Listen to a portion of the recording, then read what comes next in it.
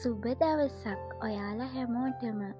මගේ channel එකට ඔයාව ගොඩක් ආදරයෙන් පිළිගන්නවා. ලස්සන දවසක් උදා වෙනකොට මගේ හිතට දැනෙන්නේ පුදුමාකාර නැවුම් බවක්. අපි ජීවත් වෙන මේ ප්‍රදේශයට උදෑසන කාලය හරිම සීතලයි. මීදුම අතරින් හිරු කිරණ වැටෙනකොට මුළු පරිසරයම රන්වන් පාටින් බැබලෙනවා. මේ සුන්දරත්වය විඳින්න මං ගොඩක් ආසයි. මේ පැත්තේ හැම තැනක්ම හරිම ලස්සනයි. ඒ හැම තැනකටම මං ඉස්සරහට වීඩියෝ වලින් ඔයාලව එක්කගෙන යන්නම්. ඔයා තාමත් මගේ channel එක subscribe කරලා නැත්නම් subscribe කරලා එකතු වෙන්න කියලා ආදරෙන් ඉල්ලනවා. ඉතින් අපි අද උදේම ලෑස්ති වුණේ දර ටිකක් හොයන්න යන්න. දෝනි ඉස්කෝලේ ගිහින් හවසට ගෙදර ආවම ඇඟපත සෝදගන්න උණු වතුර ටිකක් ලෑස්ති කරලා තියන්න ඕන. මෙහි ගොඩක් සීතල නිසා හවස් වෙනකොට සීතල වතුර නාන්න ටිකක් අමාරුයි. අම්මා කෙනෙක් වුණහම තමන්ගේ දරුවන්ගේ පුංචිම දේ ගැන පවා හොයලා බලන්න වෙනව නේද? ටිමී ඉතින් මං කොහේ හරි යනවනම් මගේ පස්සෙන්ම එනවා. අදත් දර හොයන්න යන්න ටිමී මට කලින් ලෑස්ති වෙලා. ටිමී නම් එක තැනක ඉන්නේ නෑ. කැලේ පුරාම දුවනවා. එයාගේ දඟ වැඩ ඉවරයක් නෑ. හැබැයි එයා ළඟ ඉන්නකොට අපිට කිසිම පාළුවක් බයක් දැනෙන්නේ නැහැ. අපි දැන් තේවත්ත මැදින් ඇවිදගෙන යන්නේ ටර්පන්ටයින් ගස් තියෙන පැත්තට. බලන්නකෝ මේ ගස් අතරින් හිර පායගෙන එනකොට තියෙන ලස්සන. සොබාදහමේ මේ වගේ දේවල් දකිද්දී හිතේ තියෙන හැම මහන්සියක්ම නැති වෙලා යනවා.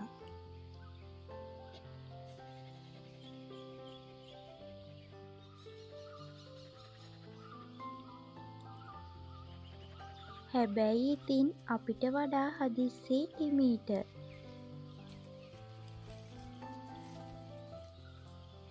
එයා ඉස්සර වෙලාම යන්නේ මට පාර පෙන්වනවා වගේ. මෙහෙම කැලේ ටිකක් ඇවිදලා දර ටිකක් එකතු කරගන්න එකත් එක පැත්තකින් හොඳ ව්‍යායාමයක්.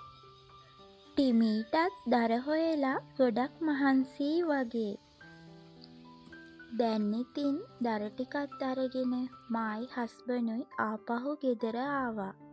හස්බන්ඩ් දර ටික අහුරන අතරතුර ලොකුවට ඉඩ නැති වුණත් අපිට පුළුවන් විදිහට පොහොර උරවල වගා කරපු මේ මිරිස් පැලයි නිවිති වැලයි දිහා බලන්නකෝ.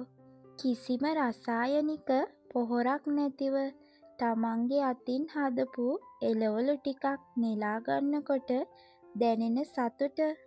අද කෑම වේලට මේ නැවුම් නිවිති කොළ ටිකක් එකතු කරගන්නයි මගේ කල්පනාව.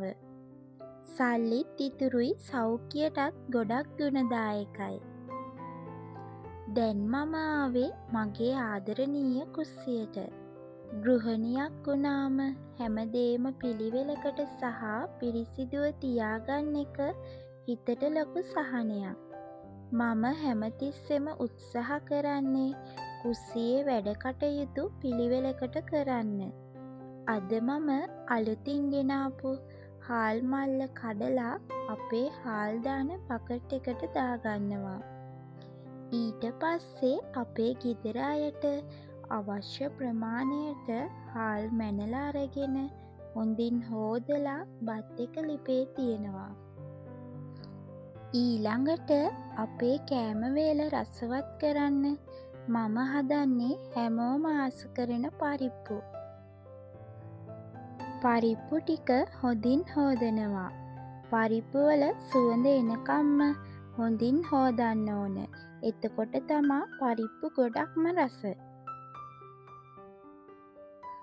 දැන් මම ඉක්මනින්ම ගෙවත්තෙන් කඩාගත්ත නැවුම් නිවිති කොළ ටික හොඳින් හෝදගන්නවා.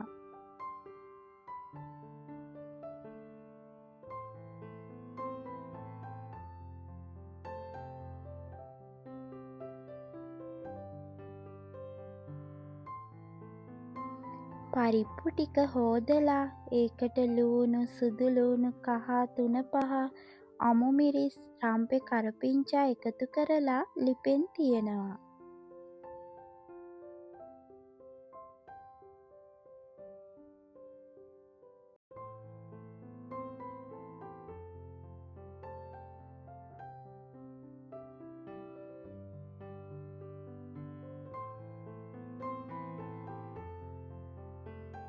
නිවිති කොළ මෙහෙම ඉරලා ගන්න එක තමයි හොඳ.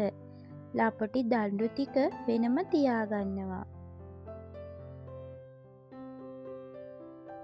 නිවිති කියන්නේ යකඩ පෝෂණය පිරුණු ඇඟ නිවන කෑමක්.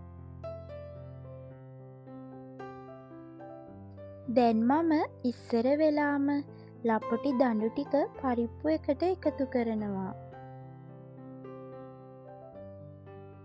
පරිප්පු ටික හොඳට පැහීගෙන එනකොට මේ නිවිති කොළ ටිකත් එකතු කරනවා. පොල් කිරි ටික එකතු කරලා ලුණුත් අවශ්‍ය ප්‍රමාණයට එකතු කරගන්නවා. දැන් මේකේ සුවඳ මුළු කුස්සිය පුරාම පැතිරෙනවා. ඊළඟට මම ලෑස්ති කරන්නේ ඇඹරැල්ලා මාළුවක්. ඇඹරැල්ලා වල තියෙන ඇඹුල් සහ පැණි රස කෑම වේලකට අපූරු රුචිකත්වයක් ගේනවා. පළමුවෙන්ම මම ඇඹරැල්ලා ටික පිරිසිදුව පොතු හරිනවා. ඊළඟට කෑලි කපා ගන්නවා.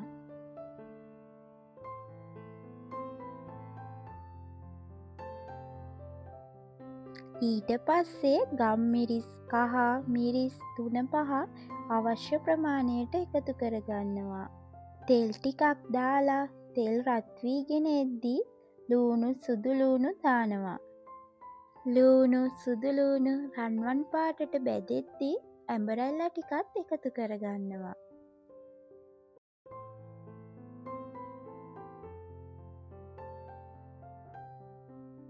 ඇඹරැල්ලා මාළුවක් රස වෙන්නේ ඒක පදමට තැම්බිලා හොද්ද උකුණාමයි.